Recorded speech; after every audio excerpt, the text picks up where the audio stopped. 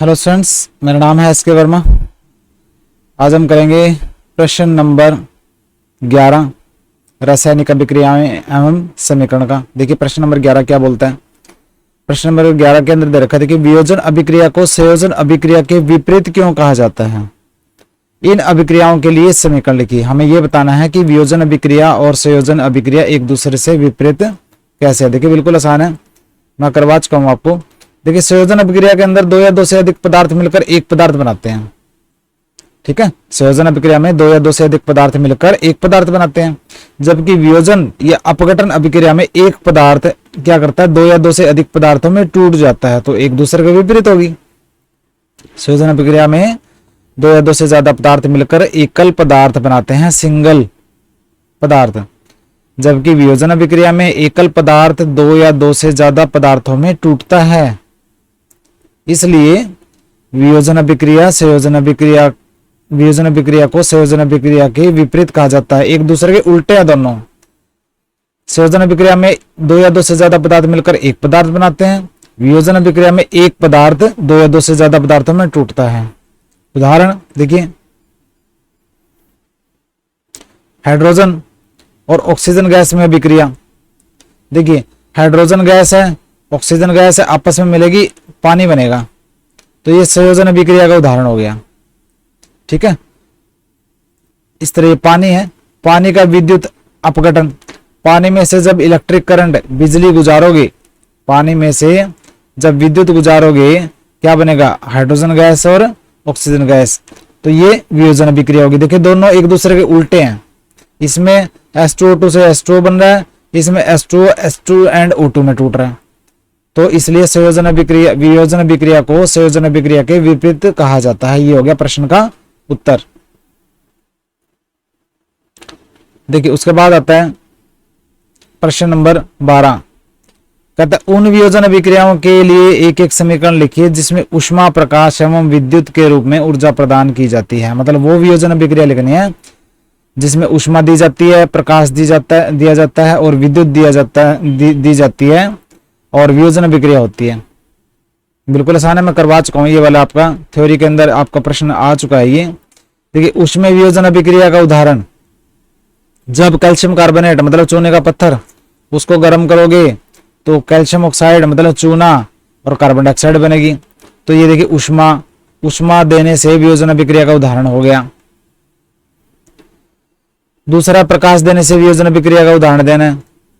Silver chloride, प्रकाश दो, आप सूरज की रोशनी दे दो, क्या टूटेगा, किसमें टूटेगा, सिल्वर में एंड क्लोरीन गैस में टूटेगा। ठीक है, तो ये प्रकाशीय वियोजन अभिक्रिया का उदाहरण हो गया। अब विद्युतीय वियोजन अभिक्रिया का उदाहरण, ये हमने अभी कराया था। पानी के अंदर से विद्युत गुजारोगे तो हाइड्रोजन गैस और ऑक्सीजन गैस में टूट जाएगा पानी, तो ये विद्युतीय वियोजन अभिक्रिया का उदाहरण हो गया। बिल्कुल आसान था, कोई भी मुश्किल नहीं है ये। अगला प्रश्न देखते हैं। अगला प्रश्न 13, विस्थापन एवं द्विविस्थापन अभिक्रियाओं में क्या अंतर है, इन अभिक्रियाओं के लिए समीकरण लिखिए। बिल्कुल आसान है। विस्थापन अभिक्रिया क्या होती है, पहले करवा चुका हूं ये चीजें मैं आपको। विस्थापन अभिक्रिया वह रासायनिक अभिक्रिया जिसमें एक यौगिक का तत्व दूसरे तत्व द्वारा विस्थापित हो जाता है, उसे विस्थापन अभिक्रिया बोलते हैं। ठीक है,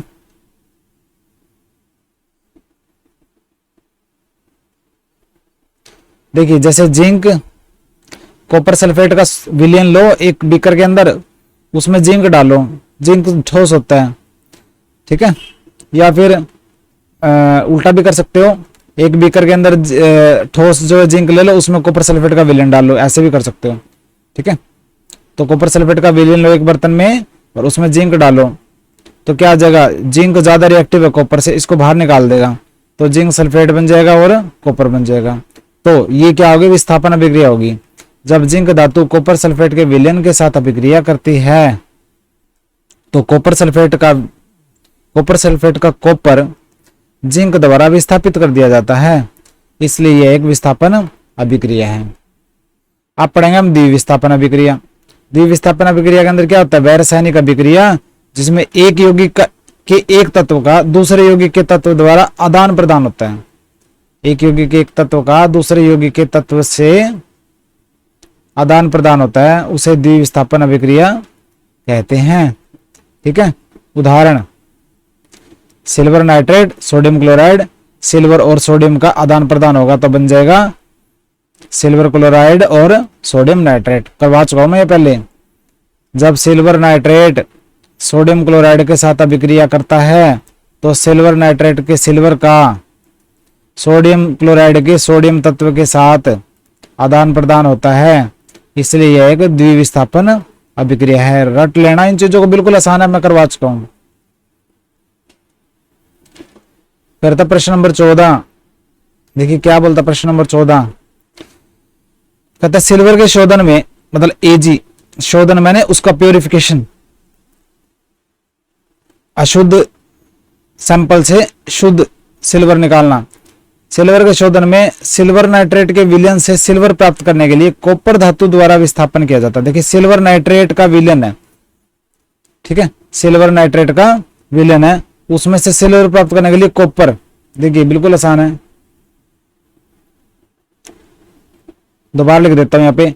देखिए सिल्वर नाइट्रेट का AgNO3 का विलयन है, उसमें कॉपर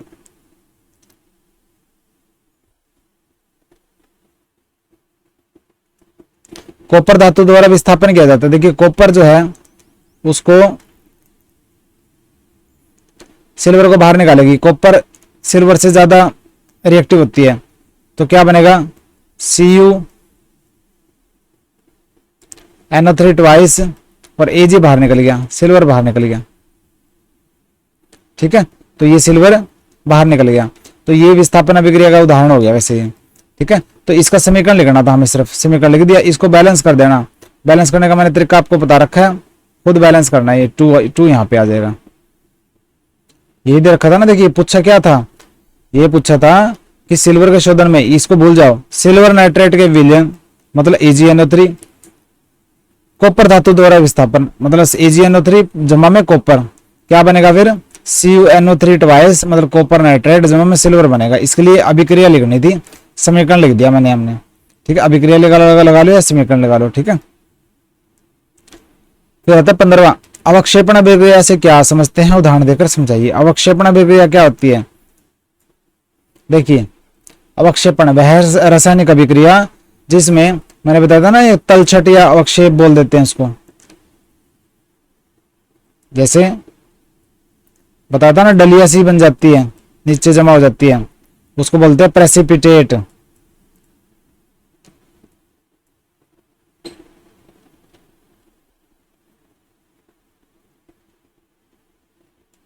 या अवक्षेप वह रासायनिक अभिक्रिया जिसमें अघुलनशील ठोस पदार्थ अर्थात अवक्षेप बनता है, उसे बोलते हैं अवक्षेपण अभिक्रिया। ठीक है, उदाहरण देना अब, बेरियम क्लोराइड और तनु सल्फ्यूरिक अम्ल जब आपस में अभिक्रिया होगी इनके बीच में, तो दोनों का ये क्या होगा, ये द्विस्थापन अभिक्रिया है। हाइड्रोजन यहाँ पे आ जाएगा, बेरियम यहाँ पे, तो बेरियम सल्फेट जमा में हाइड्रोक्लोरिक अम्ल बनेगा। ठीक है, हाइड्रोक्लोरिक अम्ल। एक हाइड्रोजन क्लोराइड गैस भी होती है, ये हाइड्रोक्लोरिक अम्ल, ये लिक्विड है, ये तरल है। जब बेरियम क्लोराइड तनु सल्फ्यूरिक अम्ल के साथ अभिक्रिया करता है तो बेरियम सल्फेट का सफेद अवक्षेप बनेगा, व्हाइट प्रेसिपिटेट बनेगा, वह हाइड्रोक्लोरिक अम्ल बनता है, तो यह एक अवक्षेपण अभिक्रिया है। ठीक है, देखिए प्रश्न नंबर 15 तक हमने कर लिया, 5 प्रश्न और रह गए, ये बिल्कुल आसान है, ये भी हम कंप्लीट कर देंगे। ठीक है, एक बार में एक लेक्चर और लगेगा इसका। देखिए किसी भी अगर लेसन को पढ़ना है, उसको पढ़ने का एक तरीका होता है। एक तो आपको पेशेंस मतलब संयम रखना पड़ेगा, आराम से करना पड़ेगा। अगर आप गाइड में टाइम वेस्ट करने से बचाना चाहते हैं तो मेरे वाला तरीका अपनाएंगे। देखिए ये जो बुक दे रखे, बुक के अंदर सारी चीजें दे रखी, वही करो आप, वो कर लोगे, उसी में से ही पेपर आपका सेट होएगा, उससे बाहर 1 नंबर का भी पेपर नहीं आएगा। ठीक है, अगर आ जाता है तो बिल्कुल आसान आएगा, अगर 1-2 नंबर का आ जाता है तो बिल्कुल आसान आएगा, क्योंकि एनसीईआरटी बुक अगर गवर्नमेंट ने दे रखी है तो एनसीईआरटी बुक से बाहर थोड़ी पेपर डालेंगे, वो नहीं डालेंगे ना। बच्चे यही कर ले तो क्या थोड़ा है, बहुत चीजें इसके अंदर दे रखी है। कभी आप ये सोचो ये कम नहीं है। स्टूडेंट सोचते हैं कि हम ये गाइड उठा ले, वो वाले गाइड उठा ले, वही तो गड़बड़ होती है। वही तो सारा दिन वो लगा रहता है, दिन रात एक कर देता है, लगा रहता है। पेपर तो इसी में से आता है ना, इसको अच्छे से कर लो ना, इसको अच्छे ढंग से कर लोगे तो पेपर इससे बाहर आएगा ही नहीं। सारी रिएक्शंस आप अच्छे से रट लो, कोई मजाल ही नहीं है कि इससे एक नंबर का भी बाहर आ जाए। और बाकी अगर एक दो नंबर का बाहर आ भी जाता है तो हम अपने कॉमन सेंस से भी, अपने दिमाग से भी तो लिख सकते हैं ना थोड़ा बहुत तो, ठीक है। ऐसा कोई फर्क नहीं पड़ता। एक दो नंबर के लिए हम ये थोड़ी है कि हम गाइड रटना शुरू कर दें। अगर किसी क्वेश्चन को आप बार बार बदल के करोगे ना तो उसके अंदर कंफ्यूजन आ जाता है। तो आपने वही तरीका अपनाना है जो मैं तरीका बोल रहा हूँ, ठीक है। वरना आप अपने तरीके से अगर करेंगे ना और रटने की कोशिश करेंगे तो एक तो टाइम भी खराब होएगा आपका और रट्टा ही रह के बन के रह जाएगा, ठीक है। तो देखिए एक लेक्चर और लगेगा, इसको कंप्लीट करने के बाद फिर आपने 1 या 2 दिन आपने अच्छे से इसको लेसन को रिवाइज करना है। मिलते हैं नेक्स्ट लेक्चर में। बाय।